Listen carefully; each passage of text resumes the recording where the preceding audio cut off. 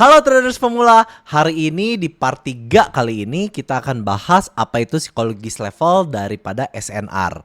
Oke, langsung aja kita masuk ke materinya. Dan apa sih yang dimaksud dengan psikologis level daripada SNR? Jadi angka-angka bulat teman-teman seperti 1000, 1500, 3000, 100.000 kayak gini 1,2 itu sering dijadikan level-level support dan resisten. Nah ini contohnya teman-teman. Kalau misalnya di XAU USD itu seperti 2000, 2100, 3000 itu tuh sering ada rejection atau pemantulan di area tersebut. Karena kenapa teman-teman? Karena di sana banyak trader retail taruh TP dan SL. Biasanya di angka-angka bulat. Dan yang kedua, bank itu ya, bank institusi sering menempatkan pending order di angka-angka bulat. Kayak contohnya BTC di 100.000. Pada saat level 100.000 itu biasanya naik ya, harganya itu naik. Algo dan robot juga sering mengikuti teman-teman ya, price round number ya, seperti angka-angka bulat. Dan yang terakhir, psikologis manusia biasanya suka dengan angka-angka cantik. 3000, 3500, 100.000. Wah, BTC 100.000 nih. Wah, BTC 200.000 nih. Jadi angka-angka itu tuh ditandain teman-teman. Oke, itu bisa jadi SNR. Kenapa level psikologis kuat bagi SNR? Nah, ini ada beberapa alasannya teman-teman. Yang pertama, banyaknya order berkumpul atau biasa disebut dengan order cluster. Di angka bulat biasanya ada limit order, stop loss, take profit, pending order dari bank. Di US, di luar sana ya biasanya mereka menempatkan di angka-angka bulat sehingga menjadi magnet untuk harga ke arah tersebut dan menjadi rejection di harga tersebut. Yang kedua, market maker sering mengambil likuiditas di level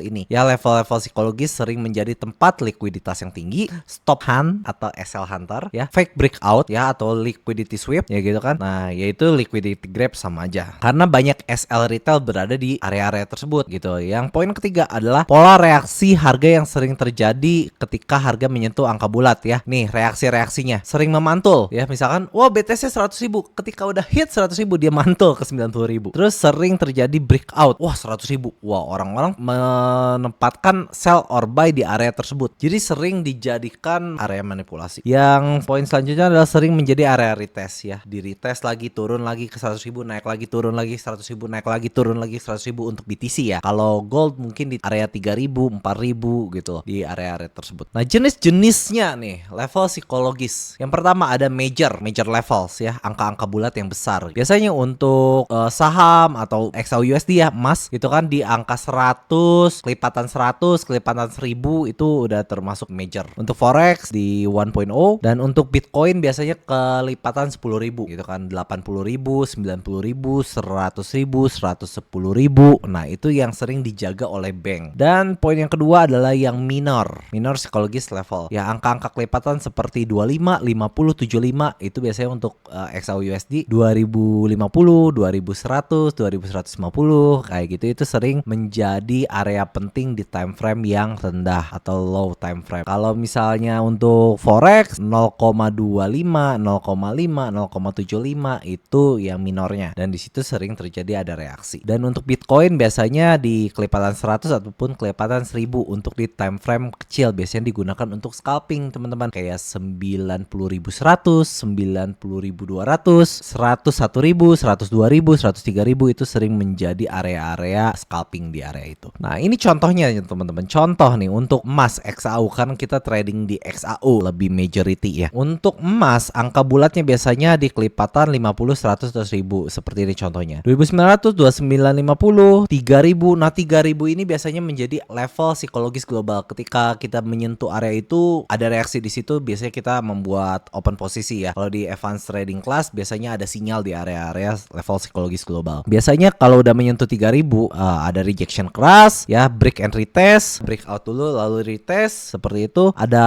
stop hunter di situ. Nah, di sini tuh jadi area stop loss. Biasanya kan orang wah udah mau 3000 nih. Ayo kita short. Nah, biasanya dilebihin tuh, ada area-area 3100, misalkan 3050, 3010 itu bisa di swipe dulu ke atas baru turun lagi. Nah, itu perlu dihati-hati juga ya teman-teman, karena SNR itu sebuah area bukan sebuah titik yang pasti gitu kan. Karena di trading ini tidak ada yang pasti, yang ada kita hanya memaksimalkan potensi daripada sebuah area. Dan selanjutnya ada structure, harga berubah dari 3000 tembus, nanti kan structure-nya juga berubah gitu kan, misalkan dari bullish jadi bearish ataupun kebalikannya, seperti itu. Ada perubahan structure di situ, karena itu level yang diperhatikan oleh seluruh dunia, termasuk kalian yang ada di sini nonton. Nah ini contohnya, lihat, ini area garis merah ini adalah area 100.000 dari Bitcoin. 100.000-nya itu menjadi support ya yang kuat. Setiap menyentuh angka 100.000 dia mantul. Di sini juga ada yang naruh stop loss di sini, dia dimakan dulu ya, liquidity grab di sini. Dan saat dia tembus 100.000, dan di sini terjadi apa? Retest ya, seperti yang sebelumnya tuh, break dan retest. Poin kedua. Nah di sini break dan retest, lalu lanjut turun, dan area 100.000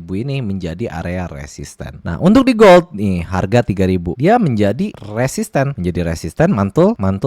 Saat 3000 ini dijebol, 3000 ini menjadi support. Nah lihat supportnya, mantul di 3000, mantul tinggi kan, lalu all time high lagi. Oke teman-teman traders pemula, saya rasa cukup untuk materi support and resistance. Kalau misalkan kalian suka dengan videonya, kalian bisa pencet subscribe. Kalau misalkan kalian mau berdiskusi dengan saya dan teman-teman, bisa langsung klik link. Oke, sampai jumpa di video selanjutnya. Dadah.